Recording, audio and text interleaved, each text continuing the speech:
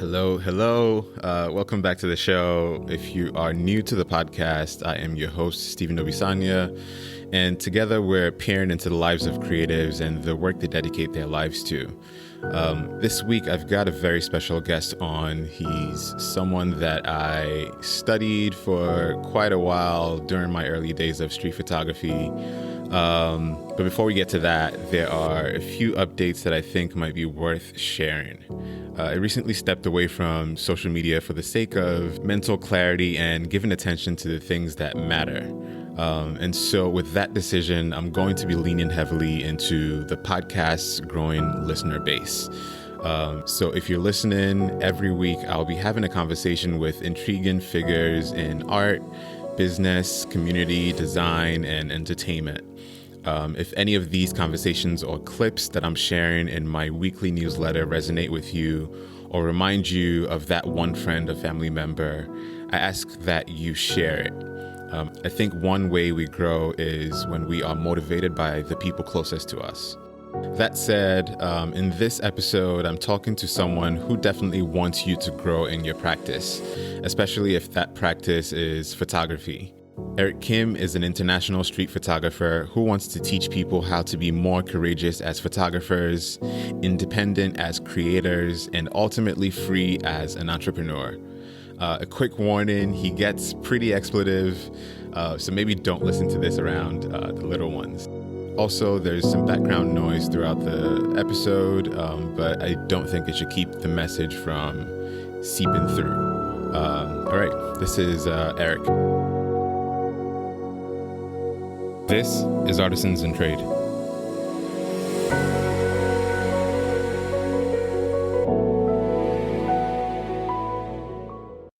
Dude, so currently I'm just chilling here in Providence, Rhode Island, and I'm just like, truth be told, I'm not worried about money or anything like that, and I'm healthy. So like now I'm just like, how can I get to like the next level of entrepreneurship or art or philosophy, blah blah, and like I've even used this chance for me to like kind of get like more swole. Yeah, I noticed you've been working on a personal project on your physique. I'm not sure. I didn't really comb through it too much, but that was very interesting to see. What do you find that interesting about that, Stephen? It was very different because we're going to talk about this. There's a lot that I admire about the way you work, and that's really not being tethered to a lot of expectations of what people think street photographers are supposed to be doing. So I love that you pushed the boundary of what's in the realm of street photography, what's acceptable of a street photographer in today's world. And one of the things that I saw was, portraits and self-portraits of you and the progression of how your body is changing. I don't know if you want to talk to a little bit about what inspired that little shift and where that's going. Oh yeah, that's a great question. And it's Stephen, right? Not Stephen. Stephen, yeah. Stephen. All right. Steve, like Steve Curry, right? Exactly. All right. So cool. All right. So that's a great question. I really appreciate that. So this is my thought. I was always thinking to myself, how can a photographer, artist, street photographer, anybody become more courageous, less risk averse, to become more of themselves, like more epic? And and also my part-time hobby is I like to read a lot of philosophy, and so I was thinking, like if you're shooting photography or street photography, it's like very physical. Like you got to run, you got to squat, you got to jump up and down, and good hip mobility is quite key. And I was just thinking to myself, like how come all these photographers are so obsessed about photographing other people? Why are photographers not allowed to photograph themselves? Right. And that was such an interesting notion to me too, because like I'll give you an example. Did you watch a new MJ documentary? Oh yeah. Isn't that fire or what? Phenomenal, man. I mean, I didn't grow up in that era, but it was really nice to see. How old are you, Steven? 30. Okay, so I'm just like 2 years older than you. I'm Yeah. 32. So yeah, I mean, like MJ is a little bit before our time, but we know the legend, right? Right. And so I was just thinking to myself, I was watching the documentary and I was thinking about this. I was like, yo, how come you got all these like, fat nerds essentially photographing all the greats, and the greats, they just kind of do their thing. And then also, I've always, the root of all this is, kind of growing up as a fat kid and also like kind of being this like Asian kid, like, skinny fat Asian kid, whatever it is. Hmm. And I kind of was always interested in my body, but traditional Christian morality or even American ethics, like, yo, you're not allowed to do that. And so Hmm. for a long time, I started photographing Cindy, but there's times that Cindy don't always want to be photographed. And so I was like, and I just had this small epiphany. I'm like, yo, the best person to photograph is yourself because you cannot deny yourself. Mm. And so that kind of sparked off the great idea is that like, yo, why are photographers allowed to photograph other people, but they're not allowed to photograph themselves? Yeah, yeah, yeah. I completely agree with you. I think the act of self-portraiture is a real in-depth analysis of. I think when you get to the point where you start taking self-portraits, you've arrived at a place where you're considering, what it's like to photograph other people, what it's like to be in other people's faces, and then Hmm. you turn the camera on yourself and you think, what if I put myself in that under that same scrutiny? What will I find? What questions will I ask? What answers are possible? Because I think for a lot of people, street photography is about discovering who you are as a person, and also Mm-hmm. discovering the larger topic of what life is about. And you get this through that dance and interaction with people you photograph. So I think you're always a smart street photographer when you can turn the the camera on yourself. Oh yeah, for sure. I mean, like, okay, this is what this is one thing I learned from teaching my workshops too. Is that like, okay, so one of the big workshops I teach is like conquering your fears of shooting street photography, Mm. and the interesting epiphany I actually discovered was most people actually don't have a fear of shooting street photography. It's more of a moralistical, ethical issue they have. Is that like Mm. most photographers and street photographers, this is so ironic, right? They themselves don't like to be photographed. Yes. So when they try to go out and shoot other people, they feel bad about it because they don't like, it's the whole like don't do unto others as you don't want others to do unto you kind of thing. Hmm. So like me, I'm like totally a camera whore, right? So like I like it when people photograph me. And so I was like, yo, if I'm in a situation where, people are like, oh, Eric Kim, you're such an asshole, blah, blah. Have you seen the video I did with Kai Wong in Hong Kong? The No. Digital Rev thing? Yo, check it out. Digital Rev, Okay, we'll Eric do. Kim, Hong Kong, right?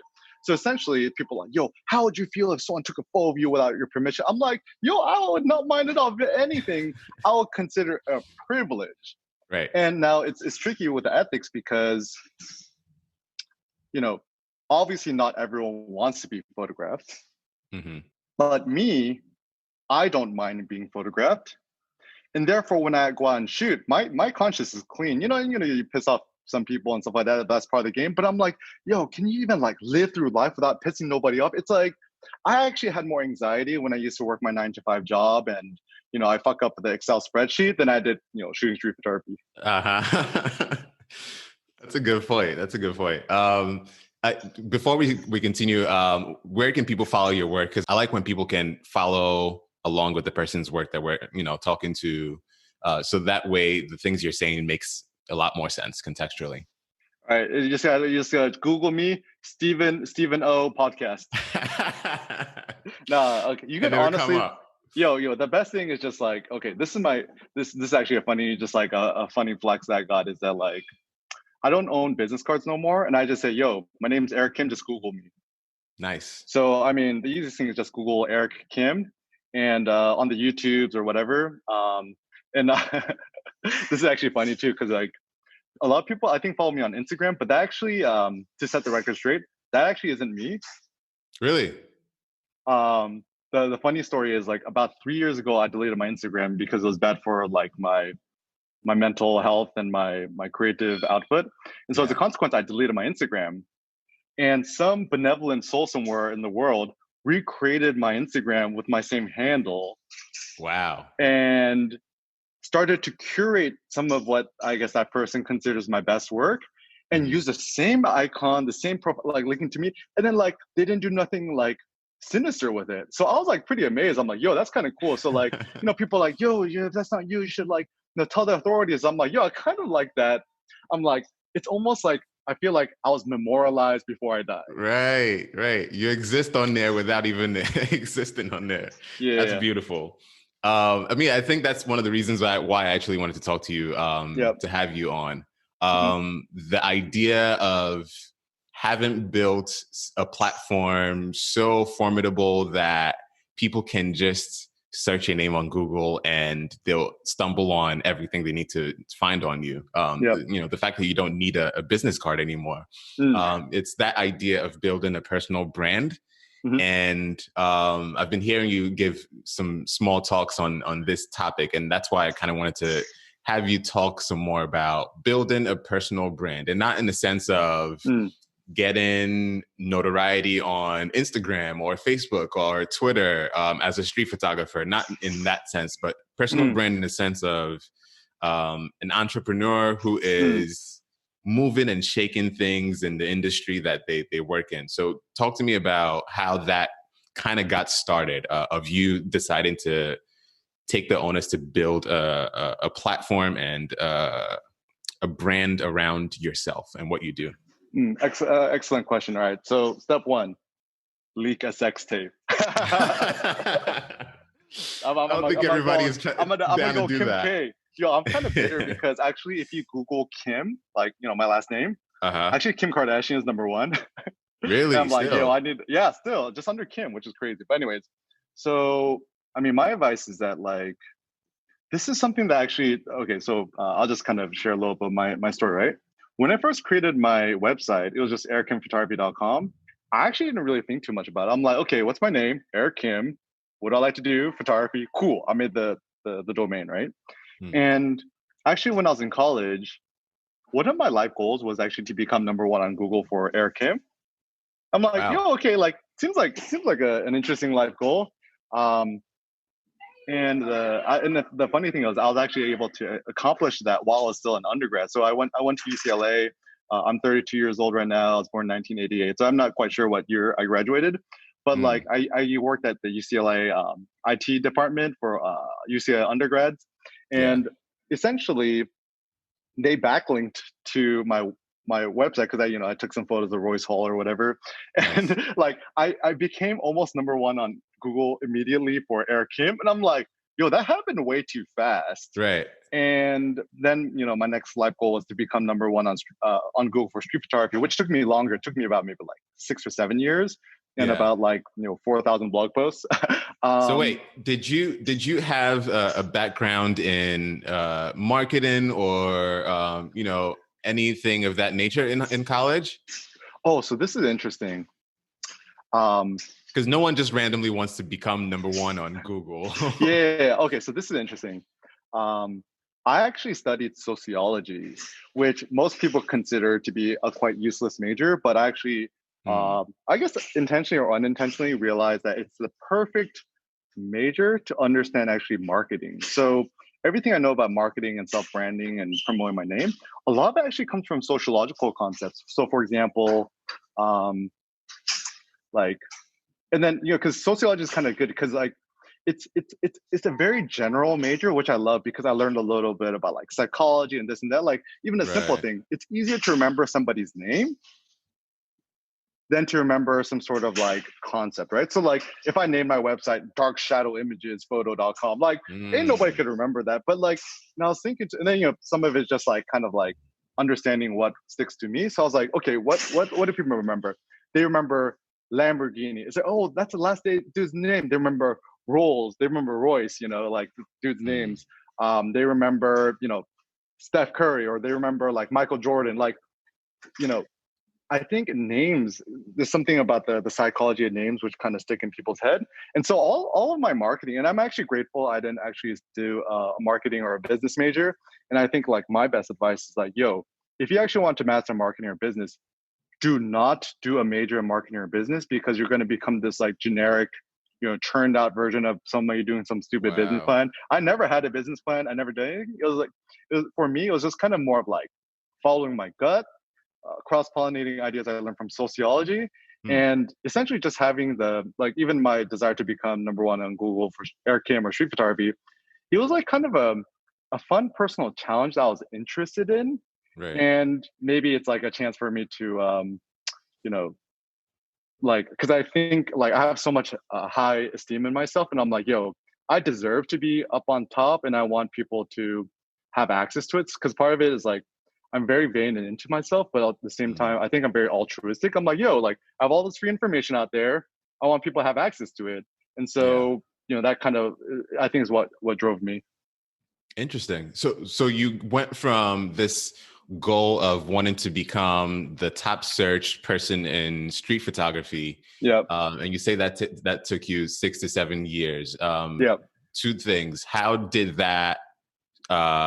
you start on that journey to becoming ranked number one? Mm, And the second thing is, how did you get from zero content to yeah. like 4,000 blog posts?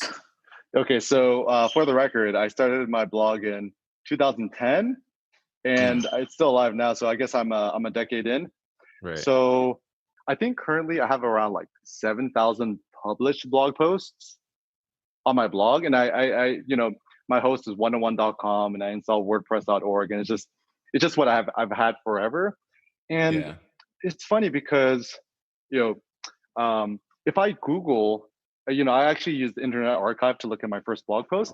It was Mm. so funny. It's like, yo, hello world. Like I had a hello world, right? It's like, hello world. And this is me like when I'm like, I don't know, 21. I'm like, hello world. My name is Eric Kim.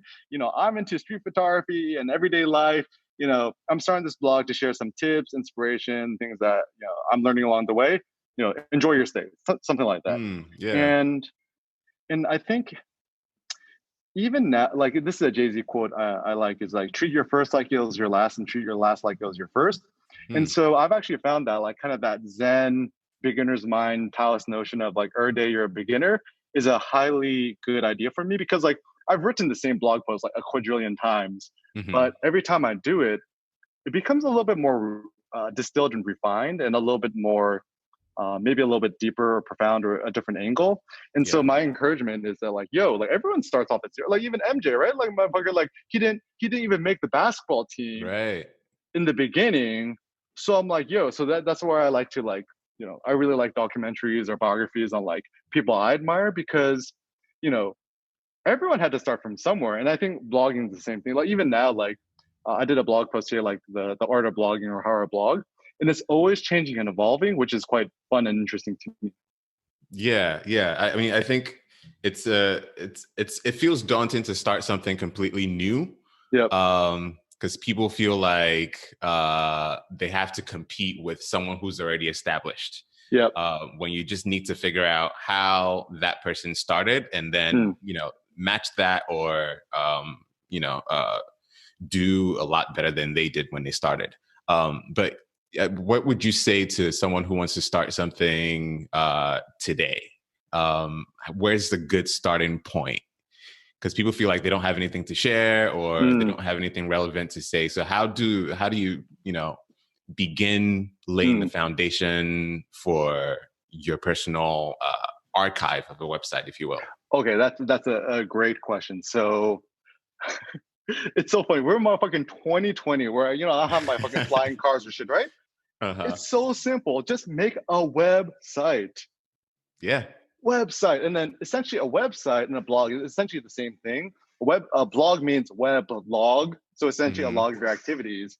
And you're watching like Star Trek, Captain's log, blah blah, right? Right. So Right. it's kind of like blogging is like, okay, so I'm like, you remember, okay, we're about like the same age, right? Do you remember Hmm. Zanga, No. Live Journal, No, no, not at all. dog, or okay, whatever, or like Blogger, right? Yeah, yeah, yeah, yeah. All right, so the early days of blogging was like, yo, it's just kind of like a public diary. It's like, oh, today, I ate a croissant and I said hi to my mom or something like that, right? And then kind of somewhere along the line, it became like more of a multimedia, like a newspaper, magazine kind of publishing platform. Hmm. And that's where a lot of individual bloggers, I think, started to die off. And then, also kind of like this, like, and I think actually social media has been the biggest detriment to like website and blog building. Cause like, truth be Yeah. told, building a website, it's like, it's far more tricky than to just like boom make a Facebook page, or boom make a Twitter, or boom make an That's a good Instagram, point. whatever. So I would say to photographers, the biggest thing holding you back is having an Instagram. Like I put my skin in the game. 3 years ago, I had like 6,000 followers on Instagram, and that's when Instagram was still growing too. Like I deleted my Instagram to just be like, hey, yo, like I want to really assert my opinion that having your own website, your own self-hosted website is the key. So like the simple thing is, using a domain provider like, bluehost.com or 101.com.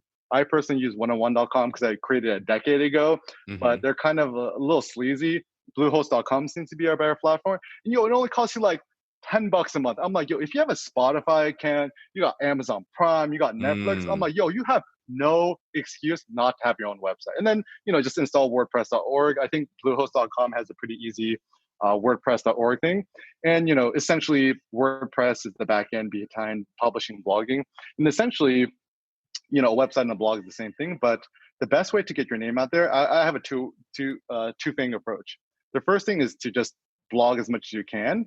Yeah. And the second is just to have a YouTube channel and mention your name and your blog or website or whatever. So like I've had my YouTube now for like a decade, and then that's back before there was even ads or ways to monetize. Right. And I just happened to be like, yo, what's up, Street Talks? Eric Kim from the Eric Kim Street Photography. It just kind of became my thing. Right. And also the history of the word Street Talks was there's some other dude on Twitter who had like a hashtag called Togs. I'm like, yo, I want to create a hashtag for street photographers. I'll just call it Street Ah. Togs. So that's essentially the genesis of the term.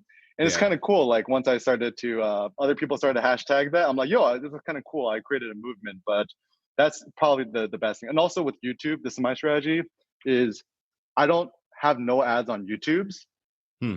And YouTube has always been just like a free place for me to upload videos and just direct people back to my blog. Cause like most people who attend my workshops, they never like, yo, I love your blog. They're like, I love your YouTube videos. So I was like, so there must be something about sharing your face with other people. Like Yeah. even with you, Steven, like I've never met you, but like, I'm looking at you in the video, Right. cool dude. I like your glasses, kind of got the military look on, look like you got some cool books or whatever. And so Right. as a consequence, I trust you more. And actually, even now, I think creating a podcast, I think a good idea. I mean, it's kind of like the more bougie YouTube, is my opinion. Right. Right. And I made a podcast just for fun. It's like Anchor.fm or something, or just like the free Uh-huh. app. And I really don't do it because I want a big podcast following. It was just more like, yo, I know some of my friends, they prefer to live podcast instead of YouTube, and then you don't want to watch Mm. YouTube while they're driving. So I just created the podcast, and I just upload the audio files of the vlogs I typically do.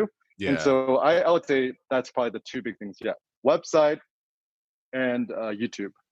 For the website though, I think you might be oversimplifying a little bit. I Mhm. think it takes a lot to create relevant and valuable content in the blog format. Yeah. And I feel like you're someone who comes from that sociology background, who's read a lot, Mm. who understands philosophy, and you're able to take and piecemeal things from sociology and philosophy and compare it to your practice of photography, and you're able to Mm. marry some things together Yeah. to form really relevant content that is teachable to people Mm. who are interested in that. So I feel Mm. like it's not necessarily to just blog meaningless stuff. It's to blog something that people actually want to engage with, Oh, right? quick question, Steven. What did you study? So I studied pre-med, which Oh. it wasn't going anywhere. Uh-huh. I wish I had studied sociology and philosophy and psychology. I actually studied philosophy on my own. I discovered Really? sociology was just like low key philosophy.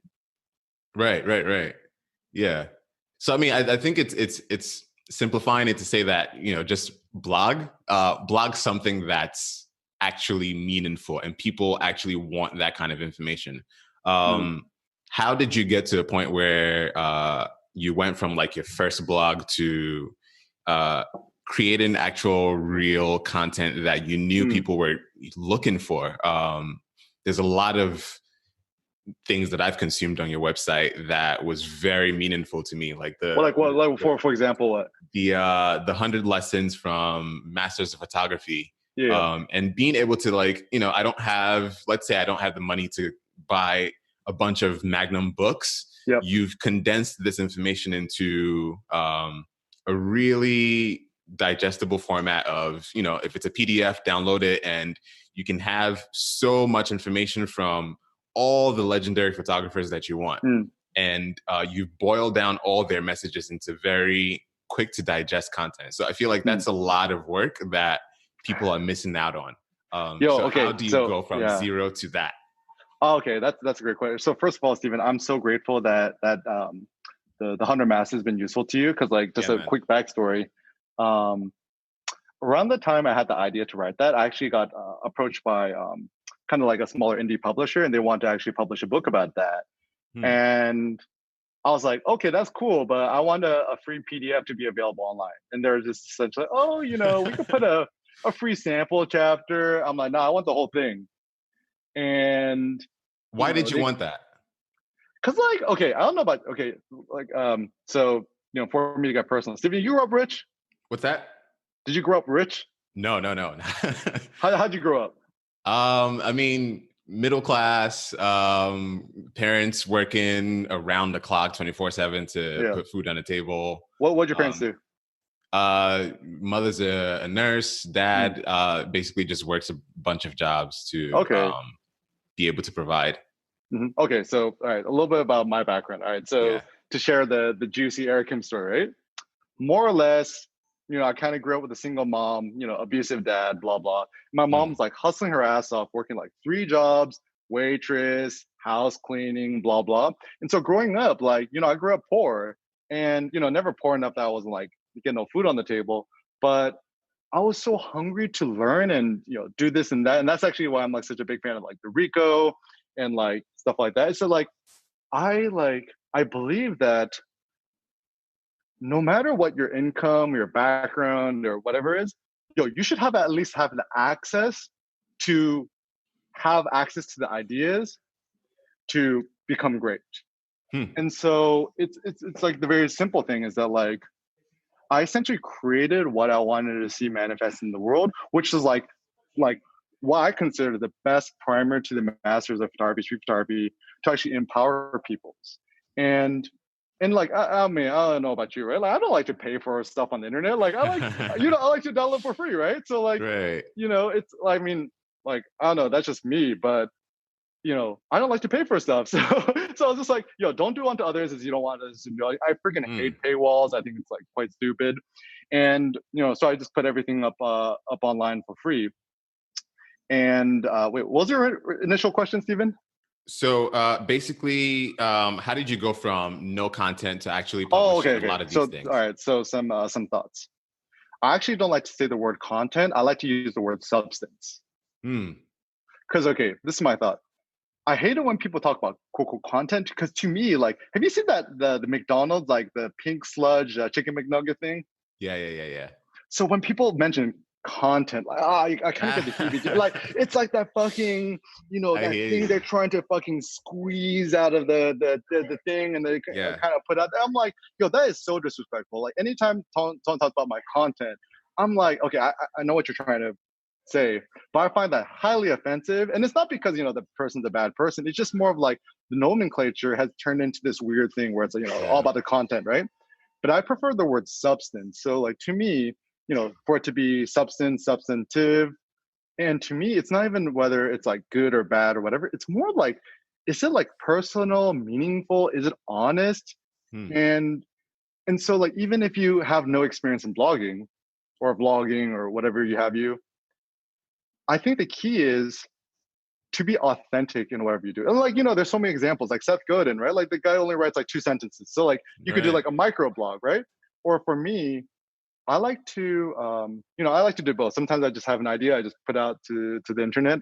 And sometimes I like to go deep, because for me to write or blog or vlog, it's meta thinking where as I'm writing through an idea, I kind of discover a deeper truth.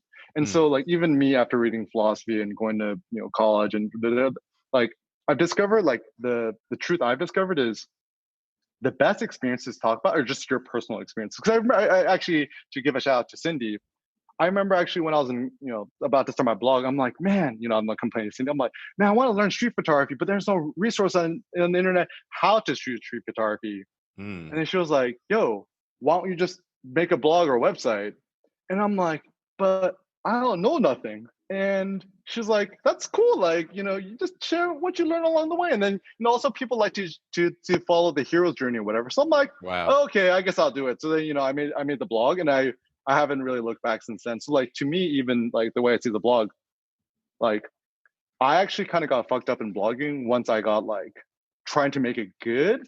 And so now it's like, I don't even try to make it good or like I just try to make it like interesting, entertaining, and just for me to be honest. So like, and it's sharing my whole life, my life journey essentially. It's like sharing I call it like life blogging. My blog is like everything you need to know about Eric Kim and about my life, and it's always changing and growing. I love that, man. I really love that. I think there's something to people being honest with what they're sharing. You're not an expert at something, and you're just making sure that people understand that you want to bring people along with you as you learn as well. And there's so much to share. That was the idea behind this podcast. I feel like I'm learning from people who inspire me, people like you. Yeah. So I feel like if I provide a platform that allows other people to have access to the messages and the substantive quality stuff that people are sharing, and then everybody gets to learn, everybody gets to eat. But yeah, you were talking about the indie publishing company that approached you for that book, and they weren't necessarily agreeing to sharing that PDF. So where did they go from there? Okay, so do you like Kanye West? Oh, I loved Kanye West before before his recent, I don't even know what to call it, but he's changed significantly. All right, so one of the people who actually one of my biggest like inspirations is probably Kanye West. Yeah.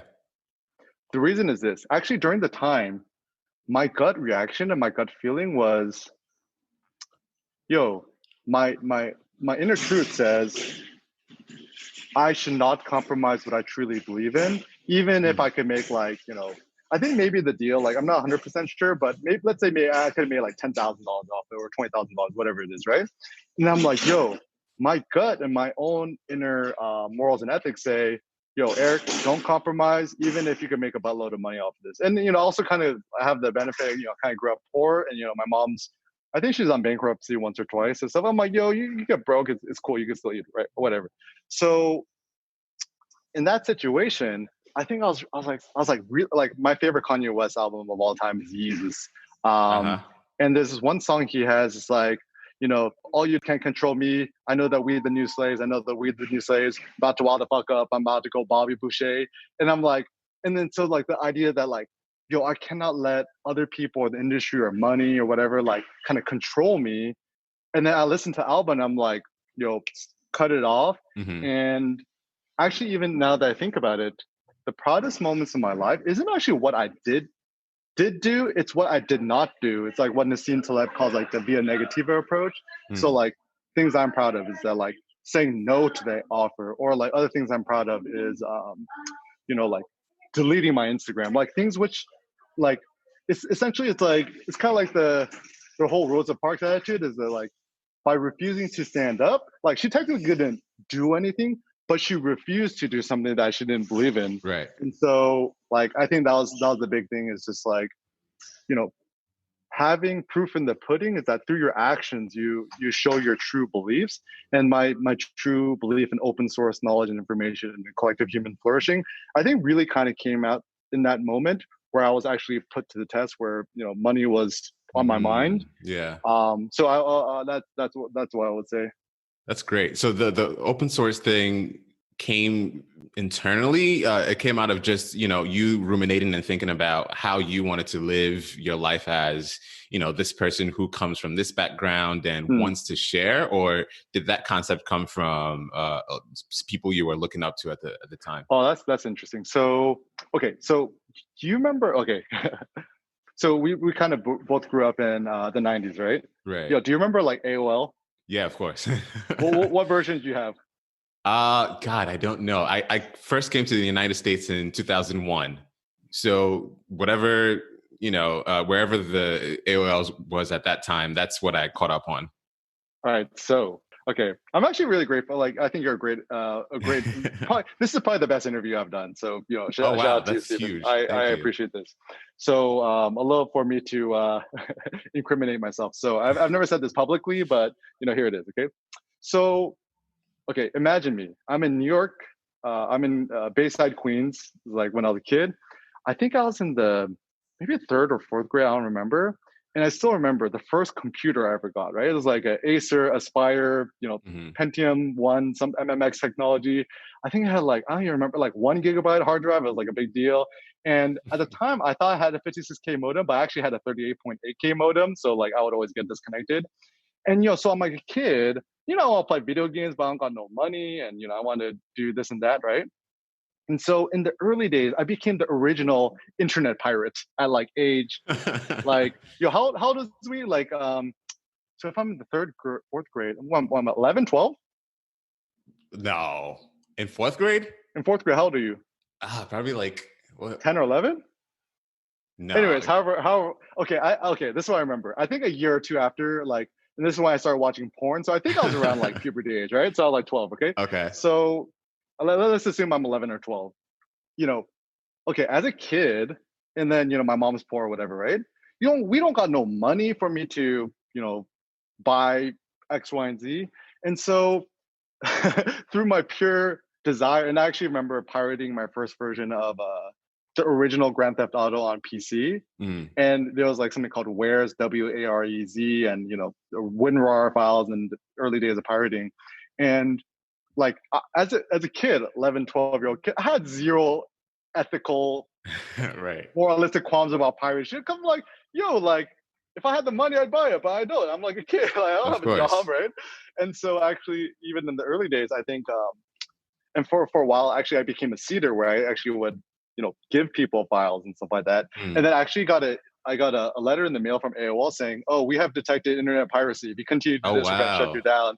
And then my mom's like, I'm like 12. My mom's like, "What's this?" I'm like, don't worry about it. So I used to burn through like, Net Zero, all the free memberships, whatever. So to me, the internet was like it was like, okay, back then it was like fucking magic. Now, like, I feel bad for the Gen Zers because they don't know what life was like pre-internet. Yeah. And so the internet really empowered me. Like I connected all these people in the world. Like, to me, it felt like magic, and the internet actually empowered me. And so, thinking about that when I'm a kid and now, I'm like, like I've actually, like, it was funny. I was walking around campus, and there's like a high schooler who's like, "Yo, Eric, is that you, Eric Camp? Yo, I've been following you since I was like, 12 years old." I was like, "Whoa!" Like, Wow. I can't even think about that. I'm like, "Oh yeah, I guess I've been on YouTube for like 10 years." So like, some of these kids who might be watching my videos or whatever, I'm like, I don't want like none of these kids not having access to potential things which could empower them. And Brilliant. so, I was thinking, I'm like, if I put my money where my mouth is, right? I'm like, people are like, "Yo, how would you feel like if people pirated your stuff?" I'm like, I don't feel fine about it. I give it away for free anyways. But Hmm. then people are like, "Yo, but that's not what everyone else does." And actually, so what I do, this is what I found to be an interesting thing. If I really like a musician's album, I'll buy it, like via Yes. the Apple Store or whatever. And it's not because like I feel bad about it, but it's more of like a badge of honor because I'll be like, "Yo, I'm a real Yeezy fan because I actually paid $9.99 for like Jesus King." Right. And also this is where like Nassim Taleb has helped me a lot in terms of my philosophical thinking, skin in the game. You never really know if you like an artist unless you pay money for their work. Because like, for me, 10 bucks is nothing, but still like there's a little bit of that pain associated with paying for something. Yeah. And so like, like Especially for example, especially buying records too. Like I love records, so like to invest, more than $10 in a record of someone you love is like, yeah, that's real talk. Like, and then, for example, like the new Jay Electronica album. You listen to Jay Electronica? yeah, yeah, yeah. Have you listened to his new album? His new album is the first album I Yo, actually listened to. it is, I consider probably It's the best two rap albums of all time.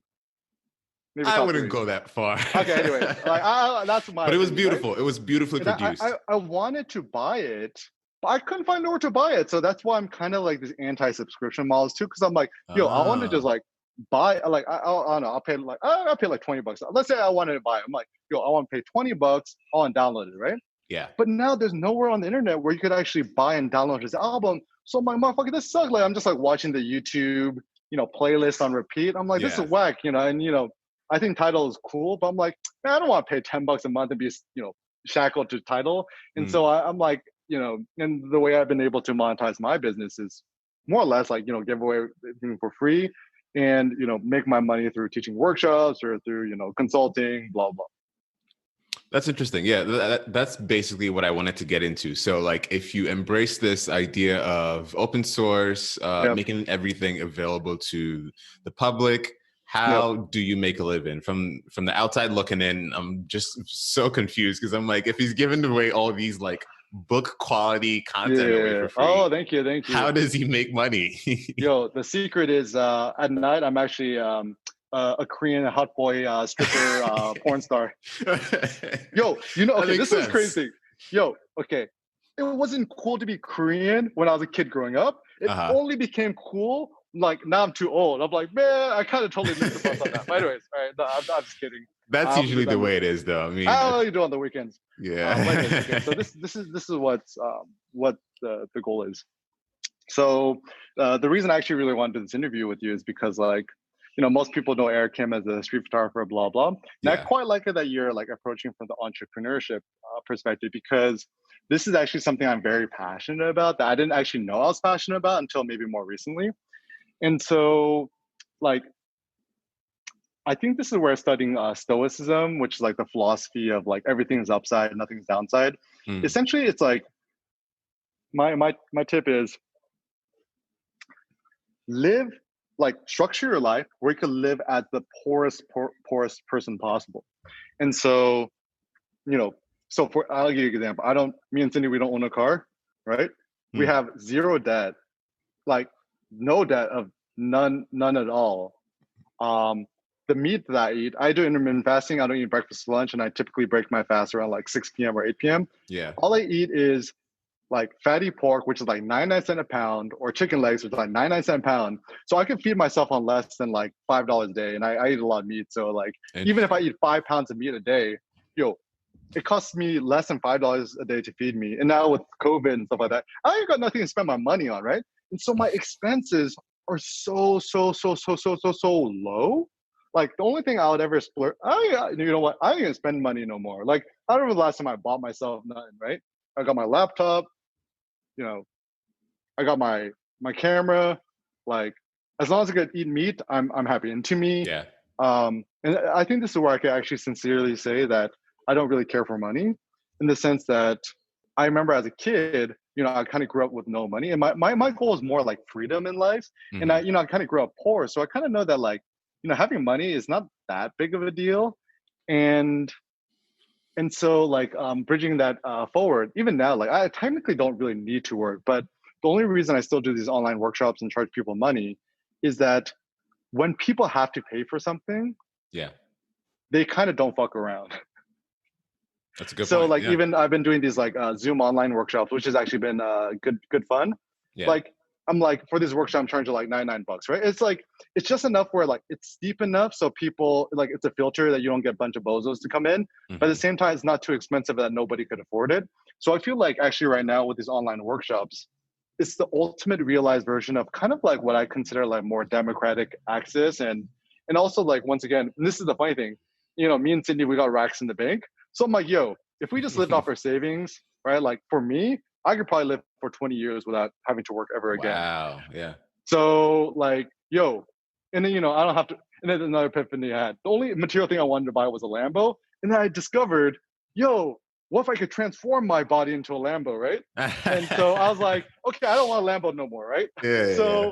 So now teaching is kind of more fun. And even when I'm doing this interview podcast with you, it's just kind of fun and entertaining for me. And for Yeah. people who are interested in like, making money on the internet, simplest thing is just create a PayPal buy it now account, just you can even accept Venmo, and charging people more rather than product. Like I think it's good to sell physical products because you can't pirate a camera strap, right?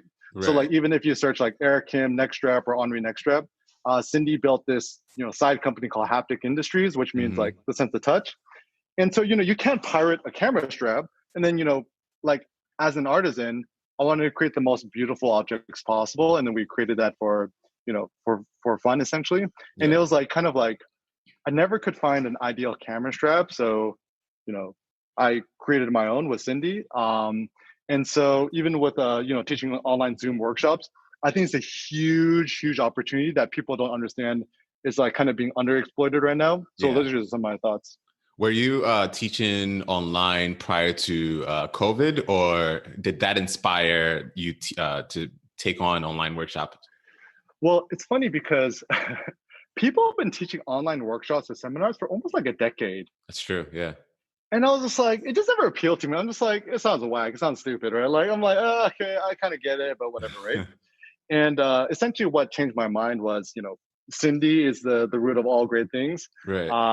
My wife Cindy Wynn, and she encouraged me to teach an online workshop. And she's also a professor, so she's been having to teach the kids online with the whole Zoom thing. Right. And so she actually taught me how to use Zoom, all the setup, and she's like a master at digital pedagogy. And so I was Mhm. like, she's like, you should teach an online workshop. I'm like, I'm not really feeling it, And then she pushed me and she encouraged me, and she's like, maybe just try it out and see how you like it. I'm like, oh, okay, I'll just try it out and see how it is, right?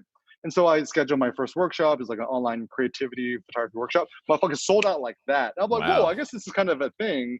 And I just sent out an email newsletter on Mailchimp. And and there was so much attention that like I even needed an encore because there's not enough spots. And so I did this online workshop. And then the thing was, as I taught the workshop, I had so much fun, and I innovated while I was teaching the workshop. I connected my MacBook Pro to an iPad. I Mhm. used the lightning cable. I did some live demos. So even if you search like AirCam online Zoom workshop, I have a lot of the content or the substance on Yeah. YouTube Yeah. for Yeah. free. Wow. So, and then I even made a blog post titled like "How to Teach Your Own Photography Online Zoom Workshop." And once again, like I wanted it to be a generative thing. Like I want to help other photographers make money. I want to help other photographers get rich. I'm like, yo, like all these fucking losers I've met in the past, like, oh, Eric Kim, you're such an asshole because of you, you're giving all your shit away for free. Now I can't make it. I'm like, yo, quit being a crybaby. Like, do something about it. And so, like, I found that the more you can empower other people and then generate other people's motivation, Yeah. like, you cannot help but like make money, right? Yeah, yeah, yeah. No, that's true. I think a lot of us feel like we have to go for the strategy that gets us to the money first, and then Yeah. everything else will come after. But I think there's something to be said for creating something that gives you this position where people look to you for valuable stuff that they're looking for, answers to things that they're looking for. And in doing that, I think there's a business guy, Gary Vaynerchuk. I'm not sure if you're familiar with Yeah. him. Yeah. Good Yeah, old, but good old GB. exactly. But he's got this the concept of what is it? Jab, jab, jab, punch, or something like that. Yeah. Which is basically, give, give, give, give, give. It's given and given and given to the point where people love that you're given too much stuff, Mm, valuable stuff that they feel like they have to pay for. That by the time you leverage a punch and yeah. you ask them for $20 for a book, they're like, yeah, I'm willing to Mm. give you $20 for this book because you've given me so much. Yo, Um, Steven, what do you think about Gary Vee? Gary Vee, I was never a real business person Yeah. until I stumbled on Gary Vee. I think his message and the way he delivers his message made it palatable for me to get into it. So Is that was is my is entry point into is learning is about is business. is is Senor V the real deal? I mean, I think so. I mean, I think he can't help but be authentic. I think a lot of people have, things to say about his, methodologies. Why do people criticize him so much? I mean, I feel like there's so much about, and very similar to you, there's so much about a personality that's not towing the line, that's not going with the grain. He goes against the grain in how he delivers, presentations, how he curses on stage. Yeah. And just his philosophy and business model, I think, is trying to get to the point where he's let's say amassed millions or billions of dollars, but doing it in a way that's he's not having to trample over people to get to that point. Oh, that's interesting. So I mean, I think the criticisms are warranted, but I think at the end of the day, you have to look at the upside of things. Like I think they're just jealous of him. I mean that's a good analysis. People is mad jelly, yo. Yeah. Or like, okay, so all right, so back to your question for me. What was your original question for me? I don't even remember. We were talking about. It was about making money, or the whole. Oh, okay. I'll give you the secret sauce, all right? So this is like my personal philosophy on making money. Is all right. So I'll give some practical thoughts and also some more philosophical thoughts. Mm-hmm. So one of the very, very useful notions is this notion of anchoring. So I actually read this from a psychology book. Probably the only good psychology book that's ever been written. It's called like Thinking Fast and Slow by Daniel Kahneman. And he essentially uncovers some sort of mental biases that we got. So one of them is called anchoring. So, for example, if I ask you, hey, Steven, how old do you think I am? Do you think I'm older than 50 or less than 50? Less than 50. Right? Or let me ask you, Steven, how old do you think I am? Older than 20, less than 20? Or let me say, what's the last expensive thing you bought? Yo, you want me to answer? Yeah, I want you to answer. A camera. How much it cost? About $800. Which camera? It was a Mamiya 645. Oh, that's the beast. Okay, so let's say your Mamiya costs $800, right? Let's say before you bought that thing, you look at the Leica website and you're like, okay, M10, that's like 7 Gs, right? Yeah. And then you feel good about your Mamiya purchase because like, yo, I only spent $800. The fucking Leica M10 is like, $8,000, right? Right. Let's say I was like, yo, I bought this like secondhand Ricoh GR3 for like $20. And then you're spending $800 on Mamiya, you feel stupid, right? Right. Or similarly, like, you go to the, this happens all the time with like, camera purchases, right? It's like everyone seems to buy the Fujifilm.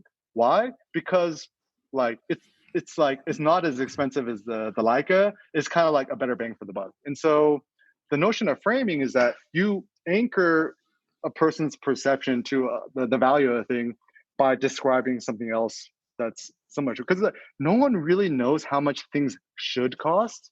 But like example, if I went to the Louis V store, right, and I saw they had like a fucking vest for like $5,000, and let's say I buy a Louis V wallet for like $400, I would like not feel so bad about it because I'm like, yo, it's like $400 for a wallet, yeah, a lot of money, but at least I didn't buy the $10,000 jacket. Right. And so marketers do this all the time. It's like you buy the car, right? They have it's like kind of like a decoy, right? They have the insanely expensive model, which is like, the Tesla Roadster, which is like 200 Gs. And then you look at the, Model S, which is like, maybe like 100 Gs. You're like, it's like not as expensive as that. So you feel kind of good about your purchase. Yeah. So similarly, I found that one of the best ways to monetize services or monies and stuff like that, you got to anchor it to a higher price and then offer some sort of like early bird discount. And also it kills two birds with one stone too, because, it incentivizes people. Like if people know there's a time crunch to sign up for something, they're more incentivized to sign up for it before they lose out on the big deal than if, let's say, they bought it immediately. So that's anchoring for you, which is actually very important.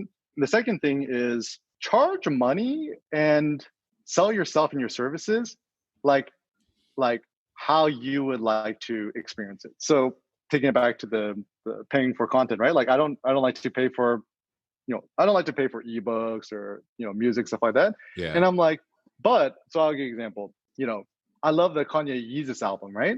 Yeah. And, I don't want to pay money for it. But as a consequence, when he toured for the Yeezus tour, I paid like, I don't know, $90 or $100 or whatever to go to his Oakland Coliseum and watch Yeezy live, right? Right. And so I think people like to spend money on experiences because you cannot duplicate that. And I philosophize about this a lot too, because like, I don't care who you is, somewhere deep down below, to pay money for, digital anything, it seems kind of stupid, because you're like, it didn't cost you anything to duplicate it.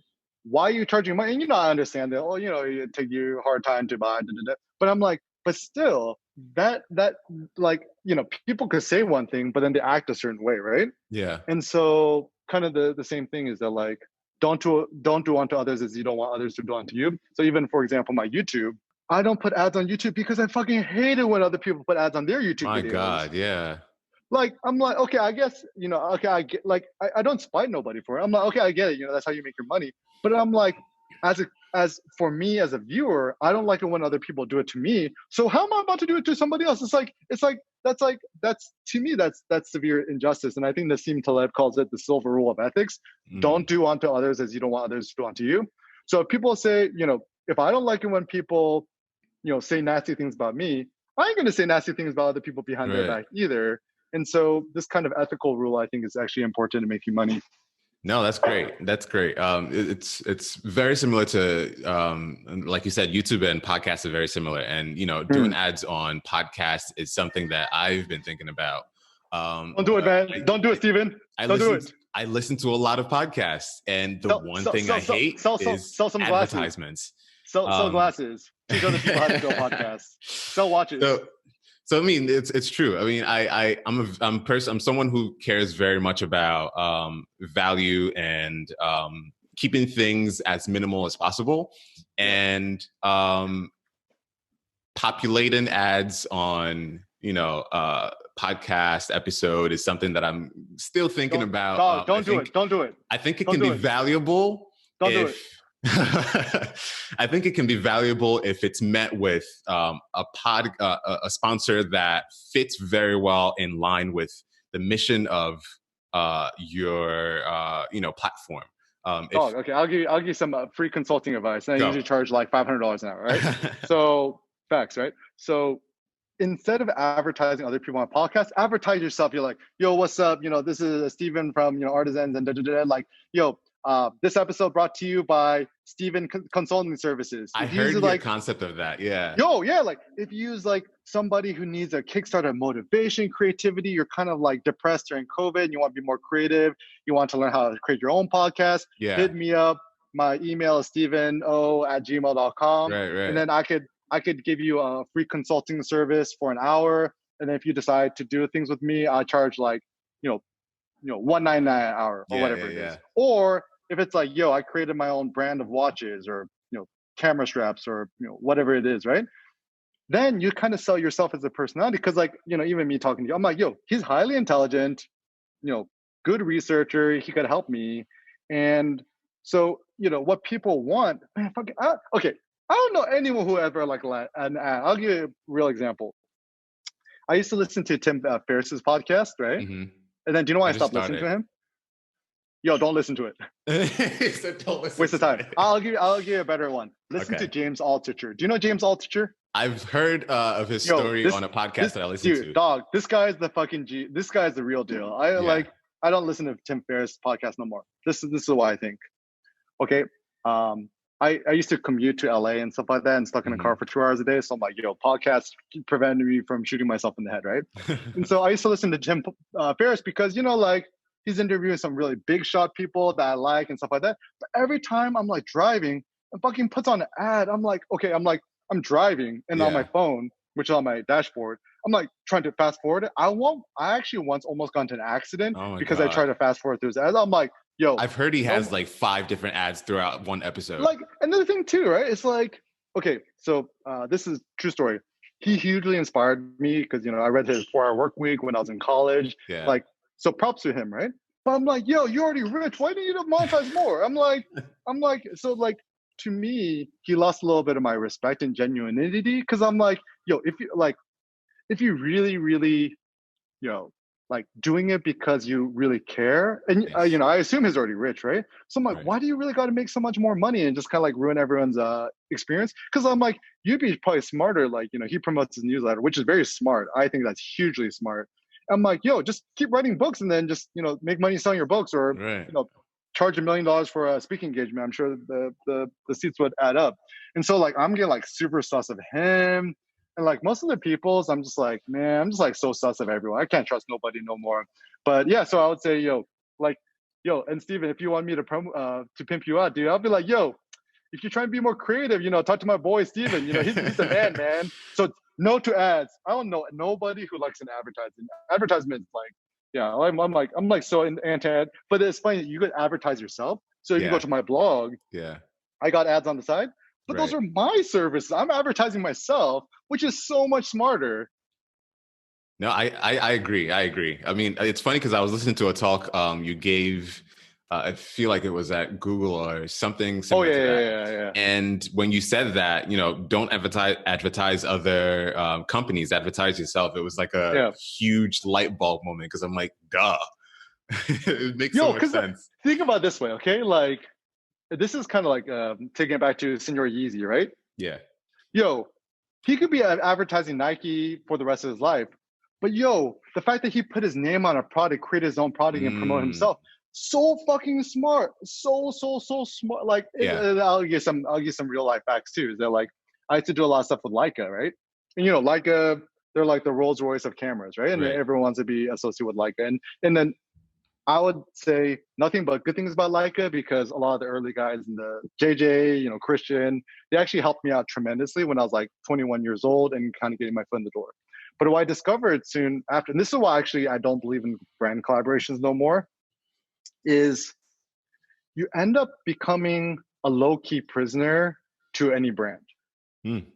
So I'll give you another example. I also did stuff with Fujifilm in the past. Fujifilm gave me some free cameras, and like Leica never gave me free stuff. I don't think they really do that. But you always feel like a little bit of prisoner of a brand, because you want to, like, you're always afraid that you're going to lose some sort of like sponsorship deal, whatever. Right. And so like at the time, I had my Ricoh GR3, but Ricoh GR2, and I felt kind of bad promoting it because I'm like, oh, I'm doing this thing with Fuji, or like back in the past, I'm like, oh, I'm doing this thing with Leica. And actually, I was like shooting with my DSLR, and I'm like, yo, I can't, be shooting with these other brands because it might fuck up my sponsorship. And so now this is just like my personal philosophy.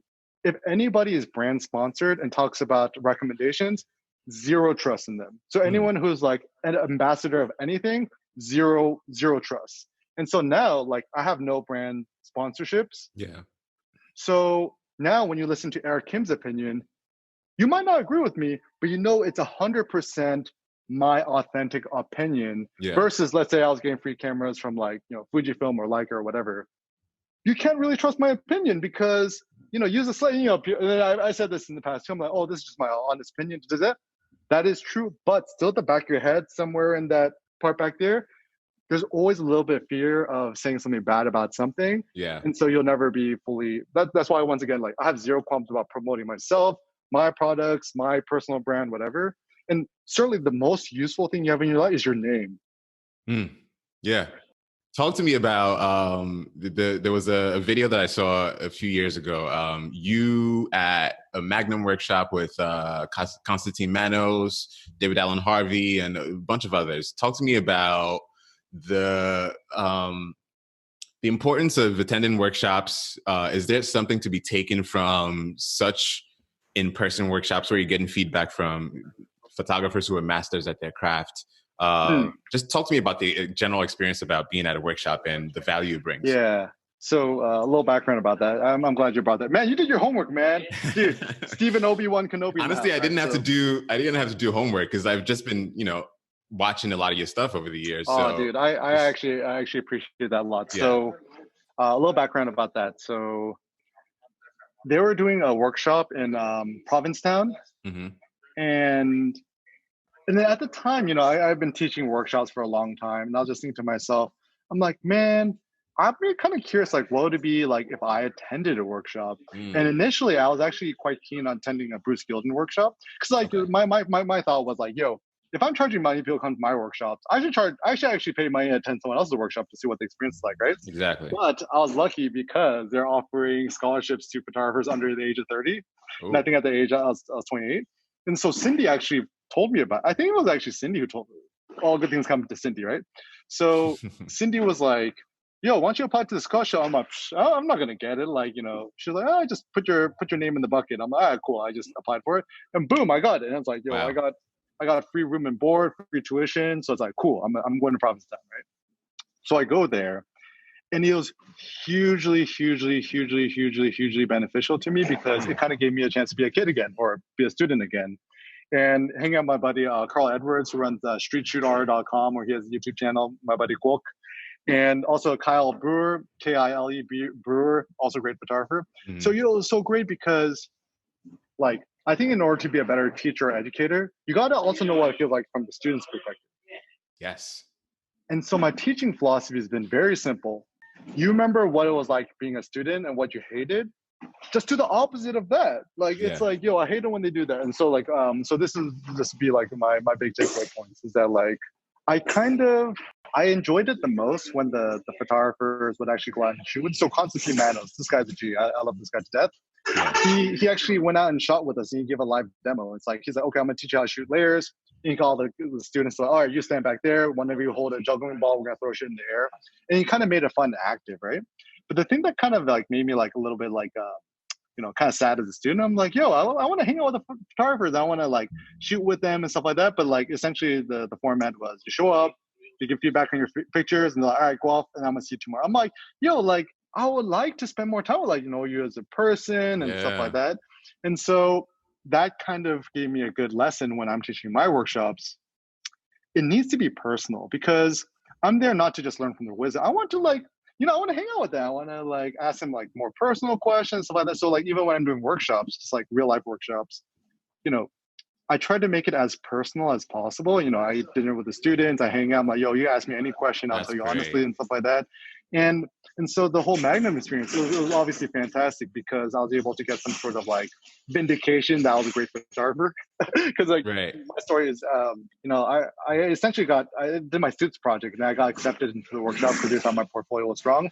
David Allen Harvey's looking through my pictures. He looks at this one picture that I shot in Michigan of like a bored couple and like kind of like a interesting background with the flash. And then David Allen Harvey is like, looks like, he's like, that's a great photo. I'm like, yes, Magnum photographers told me I'm great. Cool, I could retire on my laurels now, right? Exactly. So like, it's just kind of like, it was good for my ego at least in the sense that like, I always thought I was a good photographer, but now that like I had a great telling me it, and that was also cool too because like he just gave some practical tips. Like even David Allen Harvey's best lesson I learned, like he's showing his contact sheets, and this is why I'm a big fan of sharing contact sheets. There's one of his famous pictures. He shot fucking 300 photos of it digitally. Jesus. So I was like, yo, like, and he's just like, the gist was like, the difference between, a mediocre photographer and a great photographer is a great photographer will take 1,000 pictures of the same thing to get the perfect image. The other one will just take one or two and run away. So like that actually kind of stuck with me. Constantine Manos, I mean, contemporary of Henri Cartier-Bresson. This guy's a G2. And a lot of things he told me that, just was quite wise. And it's just kind of nice to feel like, to be next to these living legends who actually had contact with Henri Cartier-Bresson. But for me, the best experience was like, we woke up at like 5 a.m. in the morning. Me and the other students would shoot the sunrise, hanging out, having coffee. And so like, I mean, it's so cliche when people say this is that it's not about the content, but it's more about like the sense of community that you build or the personality that you have. And so actually my encouragement for like everybody is, when you're teaching or doing anything, don't worry so much about the content or the substance of what you're talking about, whether it's right or wrong. You just try to make it personal. So like even when I'm doing my online workshop, I'm asking the students their personal questions and I'm trying to engage with them as much as possible. And essentially to teach others how you would like to be taught, I suppose is the lesson. Yeah, no, that's great. That's great. I've always considered attending workshops, but they were just too expensive to get into. And there was one workshop recently by Alex Soth, who's a documentary photographer at Magnum, and that one I just recently got, and I'm looking forward to delving into. But I think it's good to know that there's some value in there, that people are invested in. Because how much was the Alex Soth workshop? That was $99. Was it online? It's online, yeah, on Magnum. What's the format? I don't know. I mean, I haven't really looked at it yet. But it's basically video format. He sits down and shares a lot of the way he makes photographs, the way he makes narrative documentary work, and he takes you like behind the scenes on how he Oh, goes that's about, cool. doing the work he does. Hmm. So that really interested me, but Magnum content isn't really accessible to a lot of folks. So you talked about haptic industries. I want you to elaborate a little bit more on that and what that is, how that came about. So, okay. So do you know what the word haptic? I actually didn't even know what it meant until you mentioned that it was like the sense of touch. So the word haptic means some sort of sensation of touch. Mm, So, for example, let's say I'm trying to hit on you, right? right. What would be more effective, me telling you nice things or me stroking your beard? Stroking the beard. Because like Right. There's a sense of humans, like touch. we like touch, right? Is that Right. like, you know, like even when I'm showing people stuff, right? Like I like to squeeze, like even when I'm doing my selfie videos, I like squeeze my ab because like this is actually another interesting thing. This is like a epiphany I realized. When you're showing people a video or some sort of content, Mm-hmm. to actually engage in some sort of physical action is kind of interesting. And I think that's why people like to watch porn because the fucking that thing is happening, right? And so for me, um, the the the notion of haptic came from Cindy, and she wanted to create printed versions of whatever I did. Like Street Notes was our OG product, Right. and also like together as like a dance, like because Cindy is essentially the CEO of the company. She's the boss person, and I was essentially the marketer of it. It was kind of interesting because part of it is almost I don't know if this is the right analogy, but like a Russian dollhouse analogy, or maybe like another branch is that like Uh-huh. Eric Kim is the root, the foundation, Yeah. and Cindy was able to create another big branch or a shoot that kind of came off of like my name, my personal brand, That's great. and so as a consequence, we started creating products like camera straps, the Henri strap, which I consider like the most OG camera strap, the Eric Kim line, Mm, and essentially it's like trying to create what we wish we could see manifested in the real world. And it was so great because I think Cindy has great design sense and she's also like really good at like logistics. I've always wanted to create physical products, but I never had the ability to do so. And yeah. so Cindy ended up becoming like my turbocharger where, haptic, let's say the engine is Eric Kim and then haptic becomes like the turbo, Mm-hmm. where it kind of like, it took all my innate abilities and actually augmented it to the next level. That's great. That's great. So you guys are making physical versions of the PDF files you're creating, or Yeah. So like Street Notes was like kind of based off a lot of the stuff on the internet that I produced on yeah, street photography tips and advice. It was kind of like you could give someone an ebook for their birthday, but to actually give them a physical book, like it takes it yes, back to the physicality of things. Is that like, you know, I don't know, like I don't care what you say, but humans like touch. yeah, Even for me, one of my theories, like I like getting massages. The reason I like getting massages is just like having another human touch you. It feels yeah, good, and or even for humans to hold stuff in their hands, it's quite effective. So even like with I think the reason why people like film cameras, they like how haptic it is, right? Like the Mamiya, right? Like yeah. That's you true. cock it, you feel that motion. Like people like the motion. Even like if you're gambling at the casino, I think most people actually prefer to do the crank for the slot machine than to Yeah, just push a touch screen thing. But at least even the buttons, there's some sort of haptic feedback on it. And this is why right, I still prefer to type on a keyboard than a touch screen because the haptic feedback I think kind of wakes us up. right. Yeah, that's a great point. Let me start wrapping up here. Yep. So I'm wondering how you got to realize that photography was the thing that you wanted to build around and not Hmm. something else early on. How did you get to a point where you figured out Okay. that, Very, very good question. yeah. So this is truth. I never thought I actually could make a living from photography. Hmm. I thought it was just like a fairy tale because like, and I wasn't fooled. Like my personal background, like UCLA studied sociology, and I actually wanted to be a sociology professor because I liked teaching and stuff like that.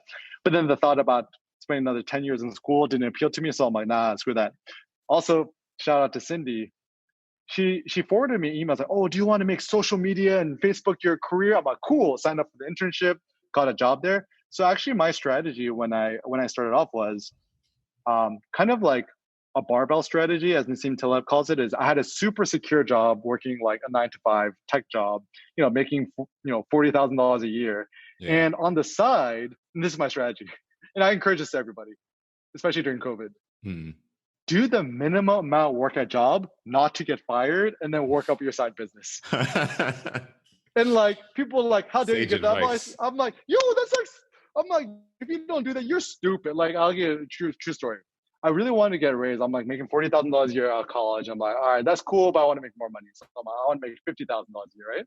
But I fucking like started showing up early to the office, leaving late, and then finally my annual review comes up, right? Guess how much my raise was? What? So I went making $40,000 a year to making $41,000 a year. Jesus. And I did the math. I was like, this is some fucking bullshit. Like, I'm like, Absolutely. no, fuck this corporate shit. I'm fucking outsy, right? So start to, kind of fuck with the system, right? It's like show up as late to work as possible. Like, 10, 10:30, 10:40. Try to leave the office as quickly as possible. It's like, Yeah. like 6:15, 6:30-ish. And then also like, during my lunch breaks, I would just go out and shoot photos. And, even when I'm doing market research for social media, my job, I'm, Yeah. like I'm actually on Twitter, I'm like blogging and stuff like that. So I'm like, like truth be told, like, if you're not, if you are a slave to your job, you're stupid. Like, what you gotta do is you gotta milk the system, milk your employer or whatever. And I have zero qualms about that. Unless you're a small business owner, I don't recommend that. But if you're working for a big tech company or for Amazon, Apple, whatever, I'm like, if you're not building up your side hustle while you're employed, making your cushion income, and you're not planning to actually become self-employed by yourself, I think you're a sucker. It's just my thought.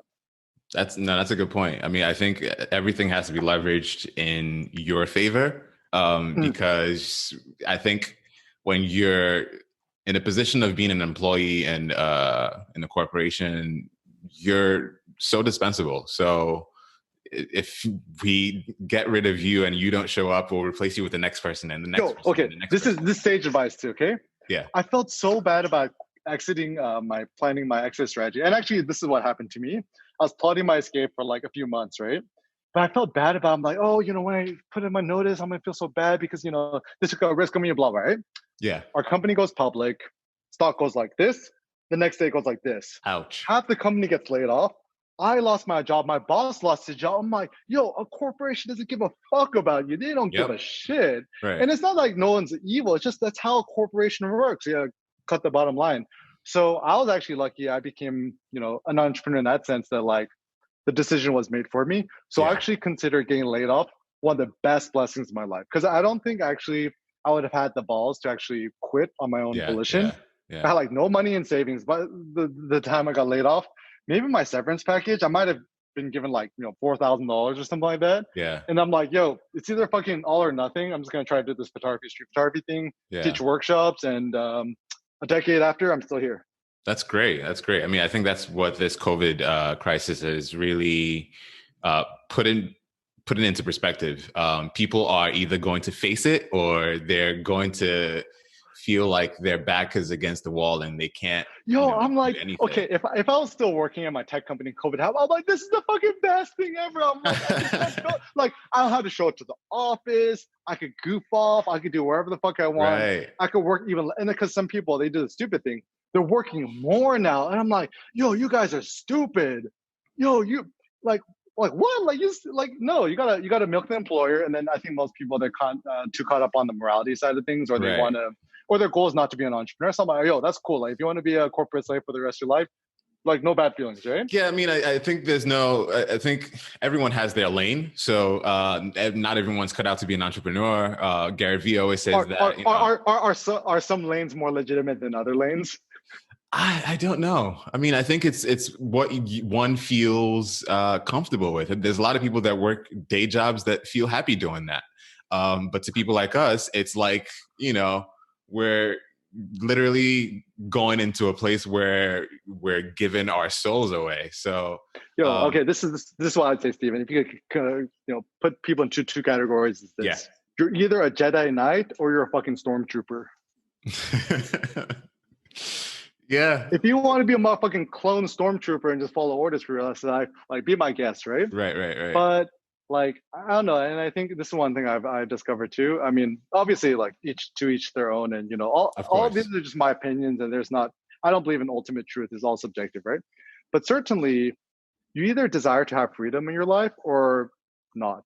You care to be a believer. And then I was thinking about this honestly too. I'm like, even if let's say Google or Apple could offer me like $500,000 a year working for them, but I couldn't control whether I want to take a nap or not, it's not worth it. Even if they offered me like, $1 billion a year, but I had to put in like 300-hour work weeks, I would say no. I'm like, I like to have freedom in my life. And so the big epiphany that I had about entrepreneurship, it ain't even about making a bunch of money or richness. It's essentially having freedom over your life. Because like, and this is also the thing too, just because you're an entrepreneur doesn't mean you're free. Because if you're checking your email like 50 times a day and you're self-employed, you ain't free either. Like, I did this experiment when I was living in Vietnam for about like 2 years. I didn't check my email or use email for about 2 years. And I got rid of my phone. Wow. And it was probably the best thing I did in my life, because that's when I realized, I could be free. And now like, you happen to email me at the right time, because like, so now I'm like, like I feel like I've been able to like Zen zone out, and I check my email like maybe like once every 6 months. Wow. And so it seems like freedom is the goal. Like, absolutely. If you don't got freedom, you got nada. I want to let you get back to what you're doing. I know we're super over, but one advice for artists and creative people, photographers and different people like that. What simple advice could you give to folks who are in those spaces, in the creative space, and feeling like they're stuck or they can't start, or just any advice? All right, I'll give you some advice. First advice: subscribe to Stephen Obi-Wan Kenobi's podcast. That's the first one. All right, the second one. Okay, this is what I discovered. The thing actually holding back artists and creators is actually morality and ethics. So, like, my favorite philosopher probably of all time is my best friend Friedrich Nietzsche, and he's got a lot of good books on this. Like, some of my favorite ones are like Will to Power, Antichrist, Genealogy of Morals, and so forth. And this is what I discovered. Artists want to be considered good by their peers, and therefore they're incentivized to create what they consider good artwork. And now, certainly art is all subjective. There's no good or bad art, in my opinion. But how does one ascertain, if one is still stuck in this like mentality that one's artwork is either good or bad, how does one orient their lives? There's this thing called social media and money, where I could quantify my self-worth, through my views or through my followers or through how much money I'm making. But I think the ultimate artist is a child, like the 2-3-year-old version of you, where you would just get a box of crayons and you would just scribble wherever you want, and you would just do it over and over and over again. And like, I remember myself, like, I'm on my Fisher Price little table, and I had crayons on my scribbling stuff. Mm-hmm. I didn't care to show my whatever I drew to my mom. I didn't care. Like, I didn't care if no one give me a pat on the back. I just did it because it was fun. It was interesting to me. Like, you don't got to pay a kid, or you don't got to motivate a kid to play on the jungle gym, right? But somewhere along, in life, society kind of fucks you up, where your self-esteem is dependent on the peer assessment of others. And this is where I think that, and I truly do believe this, entrepreneurship ain't for everybody. But if one individual seeks to have the happiest, most productive, joyful existence, one must become an entrepreneur, or the other one is one must not be employed by somebody else.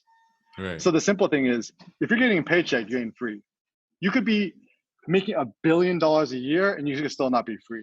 And also, my thought too is, you could, even if you are the CEO of a public company, you ain't free. Like, even like someone I admire, Elon Musk, right? I don't think he's free, because Tesla is a publicly traded stock. It's not a private enterprise, unless it went back privatized again. Like, he's not free. Jeff Bezos ain't free. And so for me now, I could classify all humans as free or not free. And so this is why I think entrepreneurship is the goal and the secret to the maximal happiness in life. Wow. Yeah. Yeah. Absolutely. Um, couldn't have said it better. Eric, thank you so much. I really appreciate your time, man. I look forward to hearing more from you. Hopefully, we can have another chat very soon. I'd love to have you on again to talk specifically about certain topics that I have in mind. Okay. But again, thank you so much. I really appreciate it. All right, guys, that's going to wrap it up for this week's episode of Artisans in Trade. I want to thank you so much for listening. I also want to thank Eric for giving so much of his time to sharing very valuable information.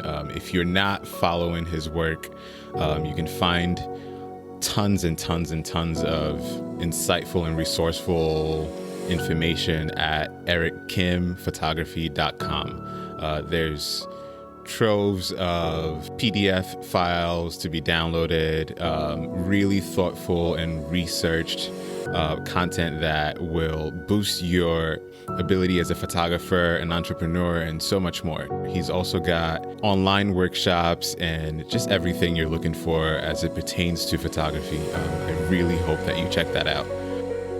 All right, catch you guys next week.